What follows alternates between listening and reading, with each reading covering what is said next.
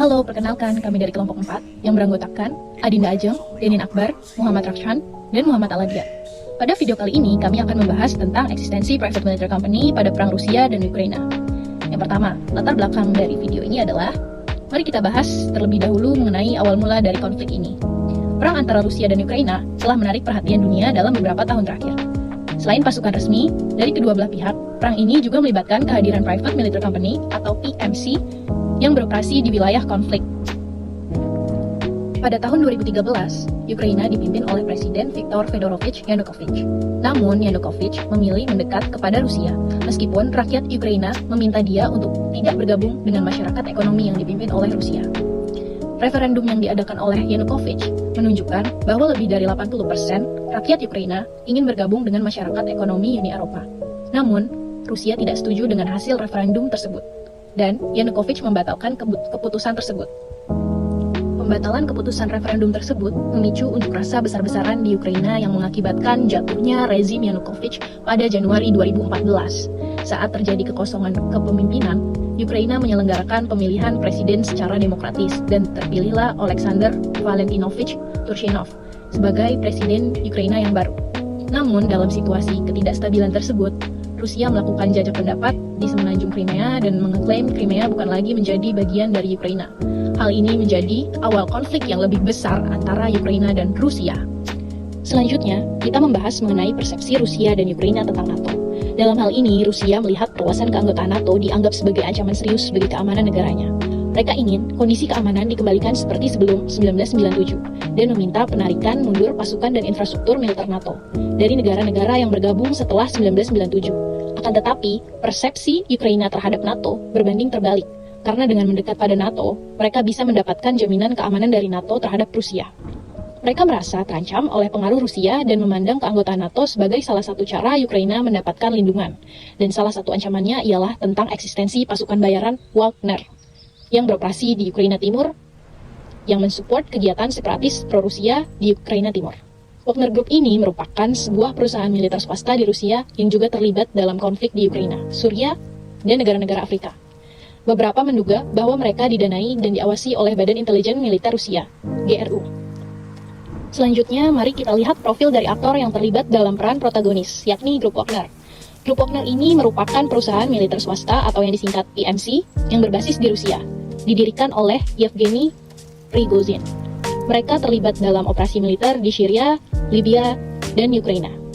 Pemerintah Rusia menyangkal hubungan resmi dengan mereka, tetapi ahli percaya mereka beroperasi dengan persetujuan diam-diam dari Kremlin. Grup Wagner telah dikenai sanksi oleh Amerika Serikat, Kanada, dan beberapa negara Eropa. Selanjutnya, kita akan melihat profil non-aktor dalam peran antagonis, yakni NATO. NATO merupakan aliansi politik militer internasional dengan 30 negara, anggota di Amerika Utara dan Eropa. Tujuan utamanya adalah menjaga kebebasan dan keamanan melalui upaya politik dan militer. Organisasi ini mendorong nilai-nilai demokrasi dan berperan dalam misi perdamaian dan keamanan internasional. NATO memiliki sejarah panjang dan penting dalam menjaga stabilitas di wilayah Atlantik Utara. Aktor utama dari kasus ini adalah Wagner Group, sebuah perusahaan militer swasta yang membantu invasi Rusia ke Ukraina. Mereka memberikan pelatihan, persenjataan, dan dukungan kepada milisi Rusia di wilayah Donbas. Wagner Group terlibat dalam pertempuran, intelijen, dan aneksasi Crimea. Mereka berperan dalam perebutan kota Bakhmut. Selain itu, Wagner Group bekerja sama dengan pasukan separatis di Ukraina Timur. Wagner Group juga memberikan keamanan kepada pemimpin separatis, seperti Alexander Zakharchenko. Wagner Group terlibat dalam kampanye propaganda dan disinformasi di Ukraina. Secara keseluruhan, Wagner Group memiliki peran yang signifikan dalam perang Ukraina sebagai perusahaan militer swasta, dengan melakukan invasi, kerjasama dengan separatis, dan melakukan propaganda. Lalu berikutnya ada pula tantangan yang dihadapi oleh aktor utama ini. Tantangan yang dihadapi Wagner Group, perusahaan militer swasta, ialah sanksi internasional dan kerugian signifikan dalam perang Ukraina. Sanksi Uni Eropa mempengaruhi pembiayaan dan operasional mereka. Mereka juga mengalami kerugian besar dalam serangan di Bakhmut. Banyak dari anggota mereka yang gugur dalam pertempuran ini. Masalah finansial dan korupsi mempersulit kemampuan operasional mereka. Lalu berikutnya kita membahas mengenai strategi aktor utama, yaitu Wagner Group. PMC ini mengembangkan bisnisnya di luar negara-negara barat, seperti untuk menghindari sanksi barat dan menjaga stabilitas finansial mereka. Mereka fokus memperluas bisnis di Afrika, terutama dalam tambang emas di Republik Afrika Tengah, yang menjadi sumber pendanaan dan rekrutmen pasukan baru. Wagner Group juga menjalin hubungan dengan negara-negara seperti Iran, Venezuela, Libya, Syria, dan Cina. Mereka sedang mencari peluang bisnis di Amerika Latin dan Asia. Untuk mendapatkan tenaga kerja, Wagner Group menggunakan propaganda dan iklan kontroversial, serta meningkatkan inovasi dan teknologi untuk menarik perhatian klien dan mengendalikan finansial perusahaan. Peluang keberhasilan Wagner Group bisa dikatakan mengalami kesulitan dan kemunduran dalam progresivitasnya. Akan tetapi mereka dianggap berhasil karena sukses mengambil wilayah Donbas dari Ukraina dalam perang tersebut.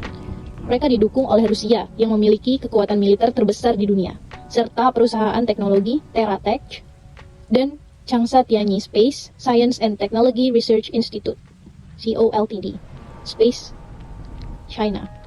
Pendanaan mereka berasal dari bisnis pertambangan, termasuk minyak, gas, berlian, dan emas, serta sewa jasa tentara bayaran di negara Sudan dan Syria, sehingga akan sulit bagi Barat untuk menekan kelompok ini. Lalu, teori yang relevan dalam kasus ini adalah terdapat dua konsep yang digunakan, yaitu yang pertama, mercenary, dan supply and demand.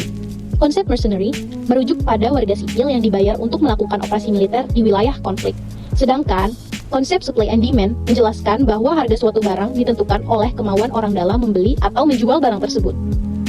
Kesimpulannya, kelompok kami mengambil sikap netral dalam kasus ini, karena konflik antara Rusia dan Ukraina memiliki akar sejarah yang kompleks, termasuk perselisihan wilayah dan kekhawatiran terkait kehadiran NATO di Ukraina. Meskipun begitu, Rusia telah melanggar hukum internasional, dan alasan terakhir kita tetap mengambil sikap netral, karena kedua negara tersebut sama-sama penyumbang terbesar kebutuhan pasar internasional. Sekian informasi terkait Private Military Company yang kami sajikan. Terima kasih.